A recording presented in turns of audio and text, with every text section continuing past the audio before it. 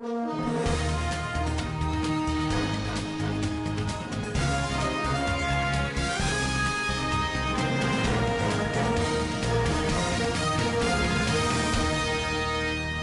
and welcome to Standard Voice Television Global News. Today, 23rd March 2026, equivalent to Islamic calendar 4th Shawwal 1447 after the Hijrah of the Noble Prophet. In the headlines, President Tinubu alerts of inflation hike and low purchasing power flowing Middle East war. Governor Makinde and others meet Rabiu Kwankwaso ahead of the 2027 general elections. Federal government to scrap common entrance to introduce learner identification number. And on the international scene, Iran's military threatens to shut down Hormuz if US targets power plants. And on sport updates, sports journalist Ibitoye advocates Coach Shell's contract renewal. Details of these and more will come to you in the news bulletin. I am Sumaya Mustafa. Stand by. The federal government is strengthening efforts to curb security challenges, emphasizing that the safety and well-being of citizens remain a top priority. President Bola Ahmed Tinubu made the pledge during an Eid al-Fitr gathering at his Lagos residence, where he hosted Vice President Kashim Shettima and 23 state governors. He stressed the need for collective action against criminality and underscored ongoing international collaborations to bolster the country's security apparatus, noting that his recent engagement in the United Kingdom focused on securing modern security interventions. Tinubu also warned that the escalating Middle East crisis could reignite inflationary pressures and harshly erode the purchasing power of Nigerians. The president charged governors to translate their ideas into policies that directly improve lives of the citizens and to support federal efforts in tackling crime. The Nigeria Governors Forum, NGF, has submitted its contribution on the proposed state police framework to the National Security Advisor, with the document expected to be transmitted to the National Assembly. Chairman of the forum and Kwara State Governor Abdulrahman Abdulrazak made this known during a meeting with President Bola Ahmed Tinubu in Lagos. He added that discussions on state police are ongoing among various security organizations led by the National Security Advisor, and that the forum has made its contribution to the process. Abdulrazak also reiterated that the governor's commitment to renewing their partnership with security agencies to defeat terrorism, expand infrastructure, and improve the lives of citizens. The Kwara State Governor therefore called on Nigerians, particularly leaders, to commit to the virtues of selflessness, compassion, unity, and mutual understanding for collective security, happiness, and prosperity. Moving on, the federal government has attracted over $2.6 billion in foreign direct investment, FDI, into Nigeria's solid mineral sector over the past 2 years. The Minister of Solid Minerals Development, Delia Lake, disclosed this at the ongoing Powering Africa Summit in Washington, D.C., United States, calling for the creation of regional industrial hubs to drive Africa's mining industry and accelerate cross-border industrialization. He emphasized that corridors such as the Lagos to Abidjan belt, spanning Nigeria, Benin, Togo, Ghana, and Cote d'Ivoire, or the Walvis-Boy corridor in southern and central Africa could unlock the continent's mineral potential. The minister also pointed to reforms including strengthened governance, digitized licensing, and improved regulatory frameworks, which have secured mineral tenure for investors and boosted ease of doing business. Alake, while commenting on security, noted the establishment of mining marshals, the arrest of over 350 illegal miners, including foreign nationals, with over 150 currently undergoing prosecution, sending a strong signal to investors. A chieftain of the All Progressives Congress APC in Osun State, Olatunbosun Oyintiloye, has joined other private firms and stakeholders to express worry over the worsening electricity supply in Nigeria. Oyintiloye, while speaking with journalists in Osogbo, said despite several reforms and assurances by authorities in the power sector, the situation has continued to deteriorate. He also described the situation as a major setback to the federal government's reforms in the power sector. The APC chieftain therefore appealed to President Bola Ahmed Tinubu to urgently intervene and save Nigerians from further hardship, noting that poor electricity supply has negatively impacted small-scale business owners, large industrial players, and others who rely on power for non-industrial purposes. The former lawmaker emphasized that the lack of electricity for domestic use has worsened the effects of the harsh weather conditions across the country, particularly as it coincides with a period of intense heat wave, making life unbearable for many Nigerians. Still in the news, governors of the People's Democratic Party (PDP), Seyi Makinde of Oyo and Bala Mohammed of Bauchi State met with the national leader of the Nigerian Democratic Congress (NDC), Seriake Dickson, and the 2023 presidential aspirant of the new Nigeria People's Party (NNPC), Rabiu Kwankwaso, ahead of the 2027 general elections. Makinde and Chairman PDP Governors Forum, Mohammed, held a closed-door meeting with Seriake Dickson in Bauchi State as reconciliation efforts between the governors and Minister of the Federal Capital Territory, Nyesom Wike's bloc stalled. It was gathered that Makinde and Dickson later traveled to Kano, where they joined Kwankwaso as well as 2023 Labour Party presidential candidate Peter Obi. The meetings might be linked to preparations for the 2027 presidential election. Meanwhile, the National Publicity Secretary of the Wike-backed PDP National Caretaker Working Committee, Jungudo Mohammed, has accused the governors-backed group led by Tani Mutaraki of plotting to undermine the party's upcoming national convention slated for March 29 and 30. In response, National Publicity Secretary of the Turaki-backed camp, Ini Emomobong, refuted the claims as blackmail, asserting that the group had consistently shown commitment to reconciliation within the party. Moving on, factional groups in the African Democratic Congress, ADC, have taken the battle for the leadership to the Independent National Electoral Commission, INEC, as the Nafiu Bala-led camp seeks to take over the party. It was gathered that Bala wrote to the electoral umpire, urging the commission to remove David Mark and Ogbeni Raouf Aregbesola as chairman and secretary of the party, respectively. This follows the rejection of an appeal filed by Mark against the decision of the presiding judge, Justice Emeka Nwite of the Federal High Court in Abuja, in a suit instituted by Bala against the ADC national chairman. Bala, a former deputy national chairman of the ADC, has been challenging the present party leadership, insisting that he was supposed to be the national chairman after the resignation of the former chairman, Ralph Omosu. Bala, in a letter written to INEC by his counsel, Robert Omokweru San, urged the commission to uphold the Court of Appeal's decision by ceasing to recognize the leadership of Mark and Aregbesola. The news is coming to you on Standard Voice Television. Still to come in the news. Federal government to scrap common entrance to introduce learner identification number. On the international scene, Iran's military threatens to shut down Hormuz if U.S. targets power plants. And on sport updates, sports journalist Ibitoye advocates Coach Shell's contract renewal. Do stand by for these and many more after this break.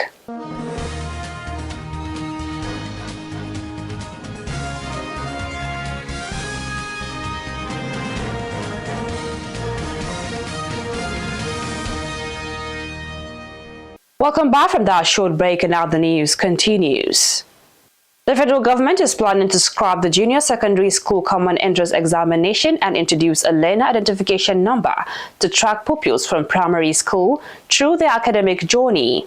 The Minister of Education, Tunji Alosa, disclosed this during an interactive session with journalists in Lagos. Also explained that the proposed reforms are aimed at improving access to education and ensuring better tracking of pupils across the country.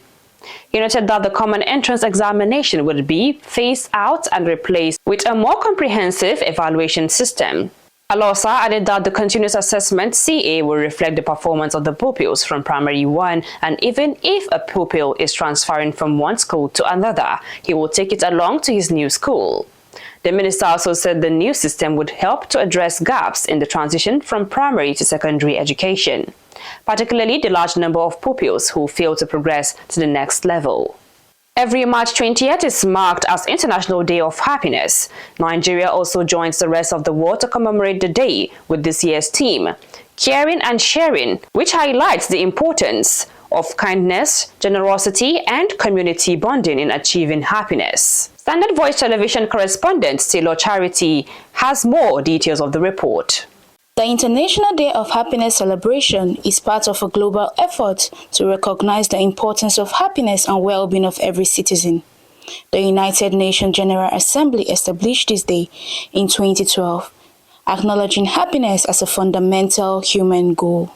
A Christian cleric and public commentator, Prince Anthony Akoche, a prophet, explained that happiness is a place of pleasurable and satisfying experience that every human would want to achieve. Happiness is a state of pleasurable or satisfying experience, is a goal that every human would want to achieve, would want to enjoy. He further added some key to happy living, such as giving, relating to people, self-care, and awareness. There are keys to happier living. Some of these keys were actually pointed out from a latest research as follows. First, giving. One thing about giving is categorized among kindness. So when you give, you make somebody happy. Some respondents in Kaduna aired their views regarding the celebration, saying they are excited that a day is being set aside to celebrate happiness. They also aired their expectations from the Nigerian government.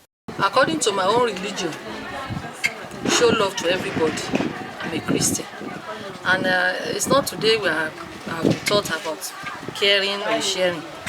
I do give people my own things, the little one I can. So food should be one thing. There should be a program that will be providing food for less privileged. There are some people, if I can eat 3 square meals a day, that doesn't mean you can eat 3 square meals a day. According to the World Happiness Report, Finland topped the chart as the first happiest country, with countries like Denmark, Iceland, Sweden, and the Netherlands with further results. These countries prioritize social support, GDP per capita, and a healthy life expectancy, while Afghanistan, Lebanon, Lesotho and Sierra Leone, and the Democratic Republic of Congo are the least happy countries in the chart, with Nigeria in the 105th position. The World Happiness Report explores the relationship between social media and happiness, highlighting potential growth and opportunities that the world stands to gain when happiness exists in the life of people. Meanwhile, Nigerians are encouraged to spread joy and kindness through community service events and awareness campaigns to promote mental well-being and communal growth. Charity Taylor reporting for Standard Voice Television.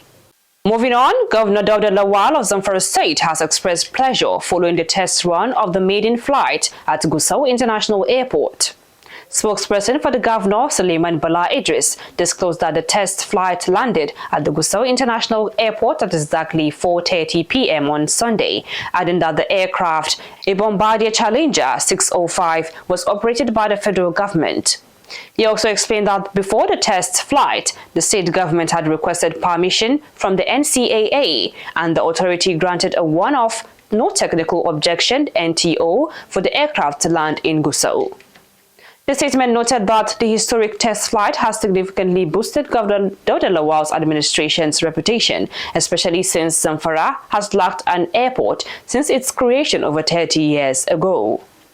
Still in the news, the International Society of Civil Liberties and Rule of Law Inter-Society says about 190,150 Nigerians have been killed by bandits, Boko Haram terrorists, and suspected armed headsmen between July 2009 and March 19, 2026. Chairman of Inter-Society Emeka Ume Balasi, in a statement, said the figures were based on updated documentation of killings, kidnappings, and related atrocities across Nigeria. The human rights organization, in its latest report on terrorism-related violence in the country, stated that over 131,100 persons, including 81,100 Christians and 50,000 Muslims, were kidnapped within the period under review. Ume Balasi added that about 30,000 victims were abducted and later killed in captivity during the peak of insurgency between 2009 and 2014. The reports, however, highlighted a surge in attacks in parts of Borno State, particularly in Goza, where returning refugees were targeted, leading to the killing of between 250 and 300 persons and the kidnapping of about 400 others. And moving on to the international scene. The Iranian military has threatened to completely shut down the strategic Strait of Hormuz if U.S. President Donald Trump acts on intimidations to target the country's power plants. The U.S. president has given Iran 48 hours to reopen the strait, which has been effectively closed since the start of the war sparked on February 28 by U.S. to Israeli bombardment of Iran. The crisis had spread across the Middle East, with Iran responding with drone and missile attacks on Israel and U.S. interests in the region. Iran's military's operational command, Qatam al-Anbiya, in a statement confirmed that if the United States threats regarding its power plants are carried out, the Strait of Hormuz will be completely closed and it will not be reopened until its destroyed power plants are rebuilt. The statement added that it would also strike Israel's power plants, energy and information and communications technology (ICT) infrastructure, along with power plants in regional countries hosting U.S. bases and companies with U.S. shareholders. And lastly, on sport news, sports journalist Toyin Ebitoye has supported the renewal of Super Eagles coach Eric Shell's contract, saying the coach has proven the ability to build a disciplined and competitive team that can contend for upcoming Africa Cup of Nations AFCON titles. He also highlighted that despite Nigeria not winning the last AFCON, the team's style and organization captured widespread admiration. The veteran sport analyst, who served as the Eagles media officer from 2015 to 2020, also emphasized that frequent coaching changes have disrupted continuity and contributed to Nigeria's struggles in World Cup qualification. He also said that maintaining Shell would allow the team to consolidate progress and achieve better results. Ebitoye, while looking ahead of the next two AFCON tournaments between 2026 and 2028, said Shell has the potential to guide Nigeria to victory if preparation and luck align. Shell, who has reportedly requested a monthly salary increase from $50,000 to $130,000 to improve his working conditions and support his technical staff. Finally on the news, here is a recap of the top stories again. President Tinubu alerts of inflation hike and low purchasing power flowing Middle East war. Governor Makinde and others meet Rabiu Kwankwaso ahead of the 2027 general elections. Federal government to scrap common entrance to introduce learner identification number. And on the international scene, Iran's military threatens to shut down Hormuz if US targets power plants. And on sport updates, sports journalist Ebitoye advocates coach Shell's contract renewal. That was Standard Voice Television Global News. Our next news bulletin comes up to you later. On behalf of the news editor, Eliadamu Auta, and the production crew, I am Sumaya Mustafa. Thanking you for staying with us.